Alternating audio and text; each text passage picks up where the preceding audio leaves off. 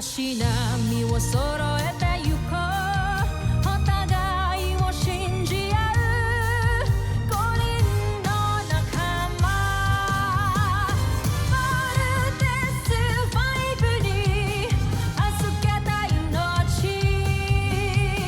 飛ぶぜ宇宙の果てまでもみんなの笑顔も持ち帰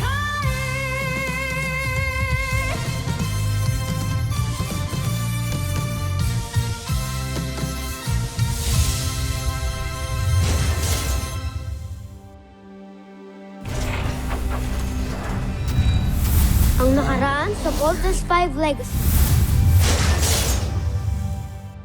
Soldier, taglay mo ngayon ang pambihirang katangian ng Amoeba. Kaya susubukan ko na ngayon ang iyong lakas. Malakas na yung signal dito. Malapit na tayo sa location.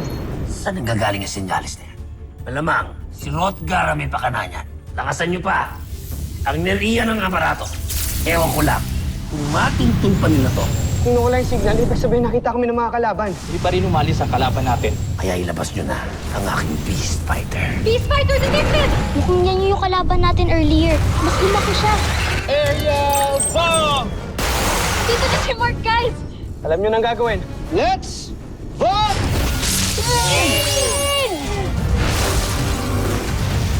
Para siyang naging tikbalang ah. Pagkakataon mo na to para makabangi kay Voltes 5. Tuloy mo ba yan? Ultra electromagnetic beam! Little John, divert all power to arms! We need to break free! Oh, loko. Masarap ba? Laser sword!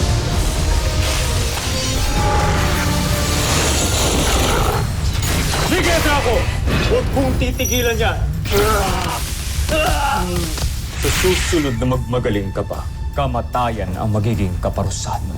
Hindi ko makakalimutan ang ginawa niyo sa akin. Hindi ko kayo mapapatawad. May isa pa akong alas. Babayaran niyo ang kalupitan na ginawa niyo sa akin.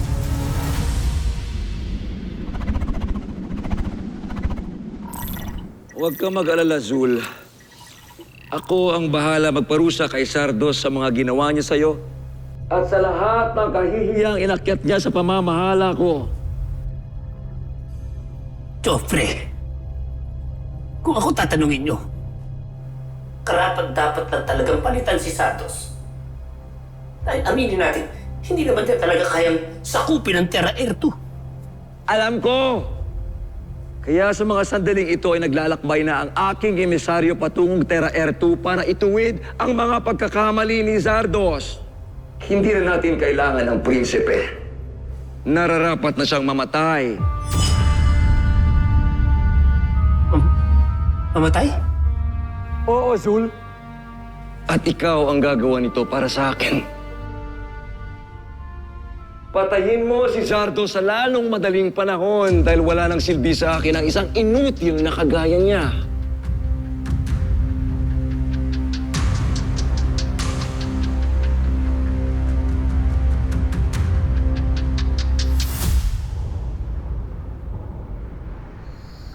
Little John, gabi na. Kaya na, matulog na tayo. Kuya, paano si Papa? He's out there somewhere. Kailangan niya tayo. Umalis tayo, Kuya. Sabihin natin kay Kuya Steve. Dalhin natin yung vault machines natin. Hanapin pa natin siya, Kuya. Gusto ko na makilala, makasama yung totoong Papa ko. Papa natin. Little John, makinig ka kay Kuya, ha? Hindi kasi tayo papayagan ni Dr. Hook hanggang hindi nalalaman ng CBF yung exact location ni Papa. No choice tayo kundi sundin yung protocol na yun. Tsaka hindi tayo pwedeng lumabas nang walang order yung commanding officer natin.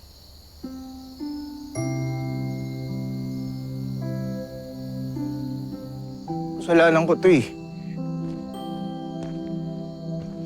Kasi nakita ko na si Papa eh.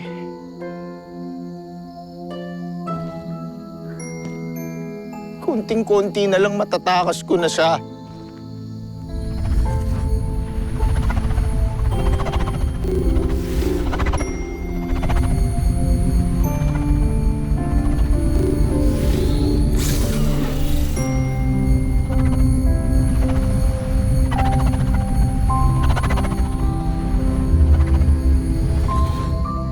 failed him.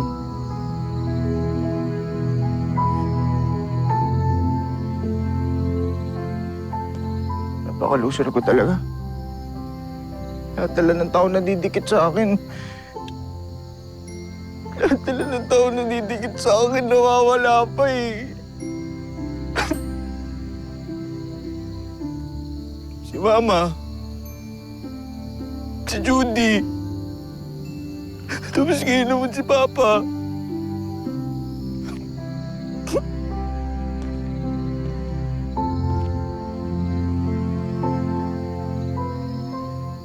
Sorry, Little Jan, ha? Sobrang laki kong failure.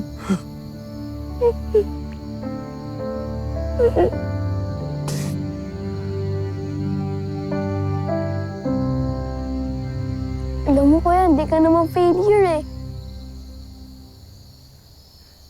Mataba ka nga lang pero di ka failure. Ano ka? Nakasar ka pa eh. Ano kung hindi lang kita love, tagal na kitang ginulpi. Pero huwag ka na malungkot, ha? Importante, alam natin ngayon na buhay si Papa. At mabubuo tayong lahat ulit. Yun na lang yung pag-pray natin na sana si Papa yung prize sa lahat ng mga sakripisyong ginagawa natin para mailigtas tong buong mundo. Okay? Bubuo tayo ulit. Kakasama-sama tayo ulit. Tulad nga nasabi ni Mama, be brave, Be strong. be strong.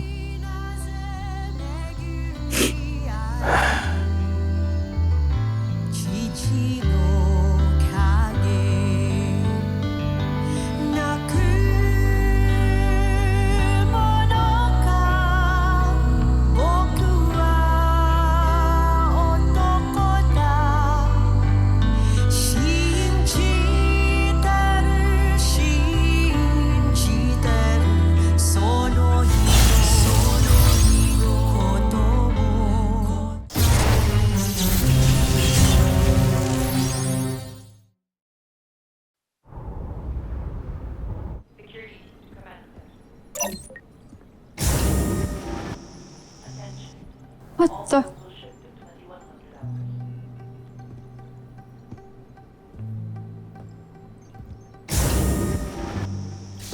Flowers for you, Miss Jamie Robinson.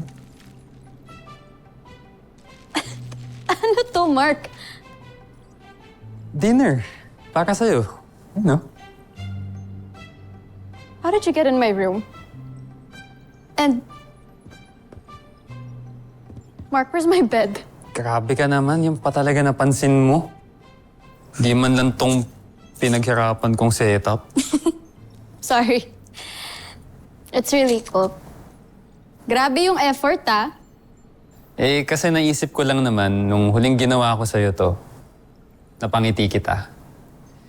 So, please take a seat. I was just hoping to see that smile on your face once again.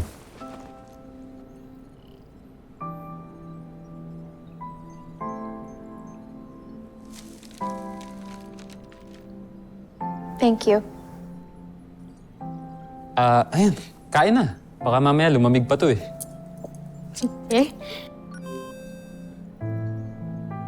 Are you expecting someone? Come in. Door open. Jamie, gusto ka lang.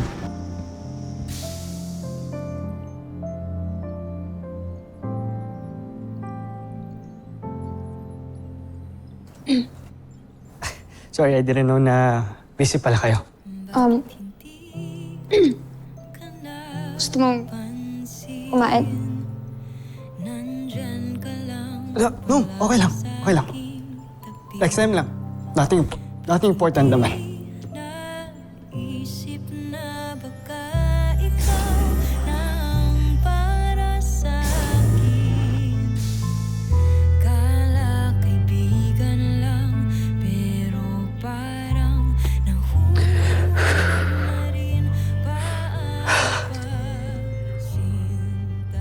Jamie, alam ko palang favorite mo tong Japanese food, kaya inaaral ko talaga lutuin lahat yan para sa'yo. Talaga? Tikim nga.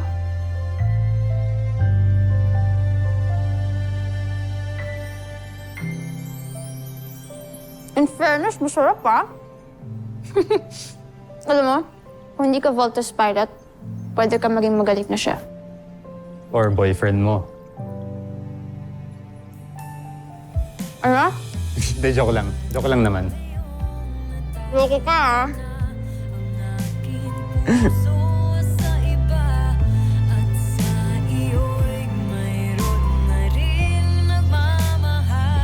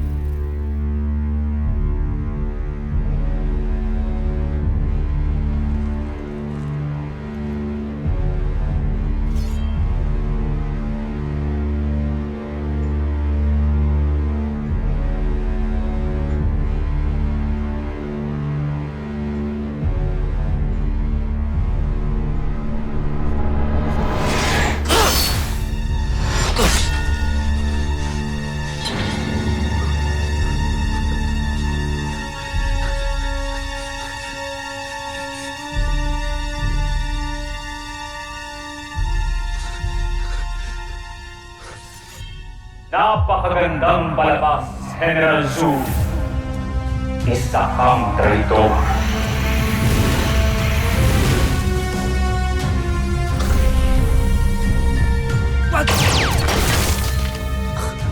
Wag! Bawakin! Wag! Wag!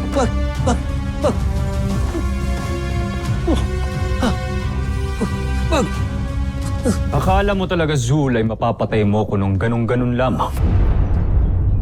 Napakatalino ng ating prinsipe para isipin mo mauuto mo siya. May kutob na akong gagawin mo sa akin ito, Zul. Ngunit, hindi ako kasing bobo mo. Patawarin mo ako, Joffrey! Joffrey! Bawa ka sa akin! Bawa ka sa akin, Joffrey!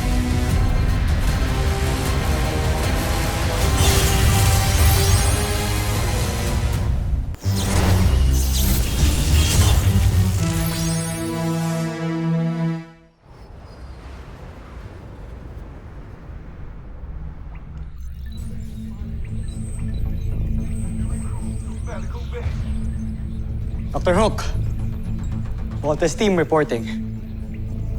Welcome to Earth Defense Force HQ. Dr. Rook, balita ko, masarap daw yung pagkain dito kaysa sa CBF ah. Talaga si Kuya Takaw, ang priority, pagkain eh. Sayang naman wala si Daddy dito. Sa UN kasi siya eh. Dr. Hook, bakit pala dito tayo mag-meeting sa EDF? We need to include Mark in the discussion. Chief Cruz, Yes, sir. please contact Camp Big Falcon. Aye, sir. O nga pala, dito tayong lahat ngayon, no? Kaya si Mark yung OIC sa CBF. Lieutenant Commander Gordon, going on live, sir. Octo 1? Octoan, sure. Oh, loko. Busted ka ngayon. Ginawa mo pang coffee machine si Octoan ah. Dr. Hook, everything's okay here at Camp Big Falcon. So, Dr. Hook, bakit ho dito sa EDF tayo mag-meeting ngayon? Because we have another Busenian visitor here. Busenian visitor?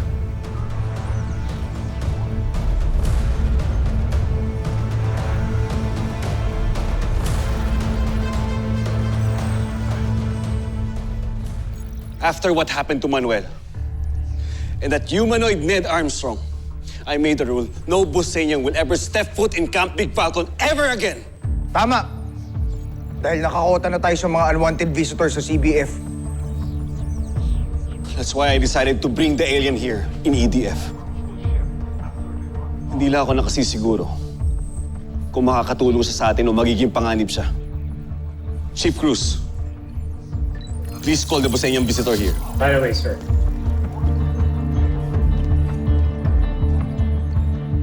Bukod kay Kuya Manuel at Ate Judy, ngayon lang tayo makaharap ng Busenya na di nagpapanggap. Sino naman tong alien na to? Wala akong pakialam kung sino pa yan. They're humanity's sworn enemy. Pare-pares lang silang dapat ma-eliminate sa planet natin. More like the universe. Tama, mga bad sila.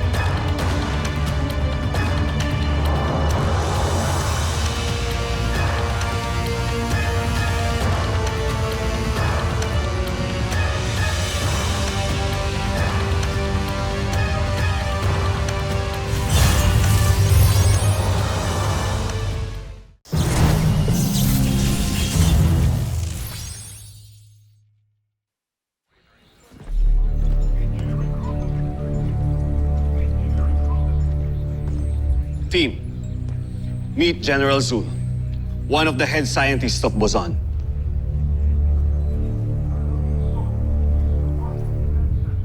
Siguro ikaw ang in charge sa mga beast fighters, no? Yung mukhang butterfly? Kalabaw? Samurai? Hito at Little Dinosaur? Ako nga. Pero isa lang ako sa mga lumilikha ng mga beast fighters na nakakalaban nyo. 3 kaming general ni Prinsipe Santos. Wala akong pakialam dahil ikaw pa rin yung pumatay kay Mama! Lieutenant Armstrong! Calm down! Easy, Big Bird. I'm curious to know why he's here. Huwag niyo ako saktan. Hindi ako kaaway. Narito ako para humingi ng saklolo sa inyo at makipagkaibigan.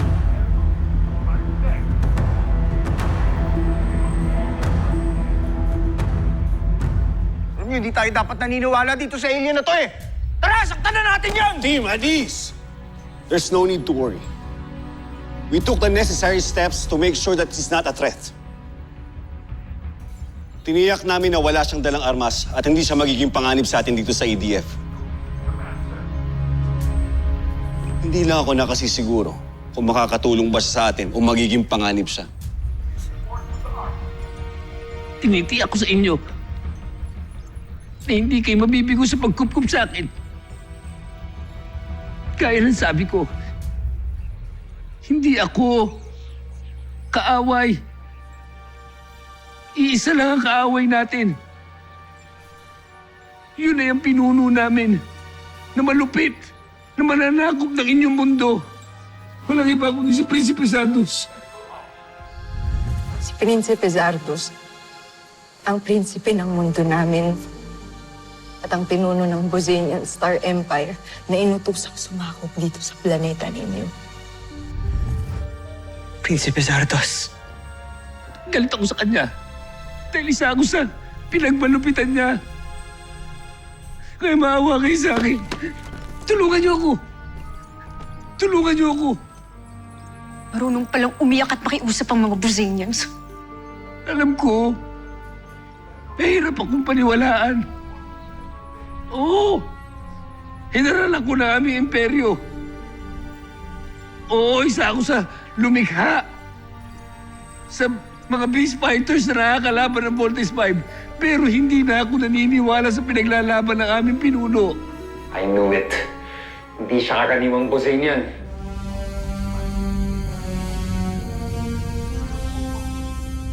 Paano ka namin kaawaan? kung sinasakop mo yung mundo namin at pinatay mo yung nanay namin. Pati na rin kay Dr. Smith. Oo, inaamin ko yan. Pero hindi ko na kaya kalupitan ng aming pinuno. Hindi lang sa mga tagalupa kagaya nyo, kundi sa mga nakabababa sa kanya. Kaya tumakas ako. Kasi gusto ko lang naman ng katahimikan, na kalayaan. Hindi ko na kaya yung kalupitan na inuutos siya sa amin. Alam mo, itigil mo na yung drama mo. Kasi hindi pa rin ako naniniwala sa'yo. Tama. Dahil lahat ng mga dumadalaw na Buzanians dito, mga sinungaling at manloloko na katulad mo! Pati Judy! Natutunayan ko sa inyo. Totoo sinasabi ko. Dadali ko kayo doon sa lihim na kastilyo na kung saan matatagpuan niyo si Prinsipe Zardos.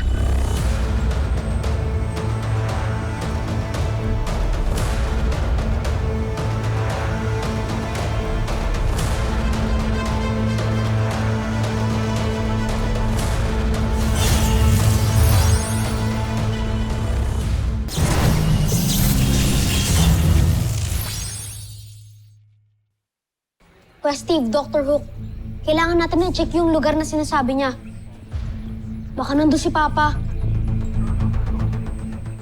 Baka nandoon ang papa nyo? O baka trap na pwedeng pumatay sa atin? Guys, ito na naman tayo eh. Tanging siya lang yung nakakaalam ng totoo.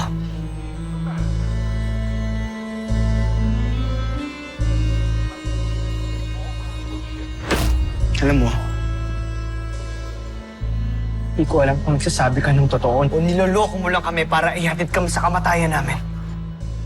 Pero once na malaman kung niloloko mo kami, May mga bihag na mga tagalupa. Mga kagaya niyong mga tao. Nandun po ba ang Papa namin? Si Dr. Ned Armstrong. Ned Armstrong? Si Ned Armstrong. kilala mo siya? Hindi. Niloloko mo ba kami? Hindi ko alam. Hindi ko alam kung nandun si Dr. Ned Armstrong. Hindi ako nakakasiguro kung nandun siya. Malamang nandun siya. Maaaring nandun siya. Hindi lang ako nakakasiguro.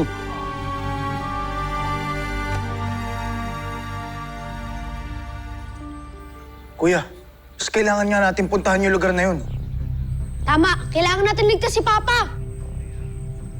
This is insanity. Inuutulang kayo ng alien na yan kasi nakuha niya yung kahinaan yung magkakapatid. Nauhaw kayo sa atensyon ng mga magulang nyo. Kaya binubudol lang kayo niyan. Mark!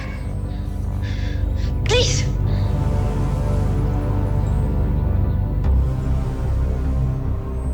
Dr. Hawk, what do you think?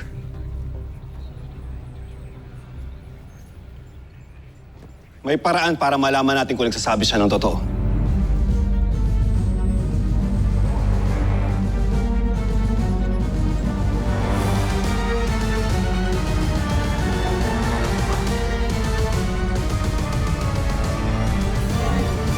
Susunod sa Voltes 5 Legacy.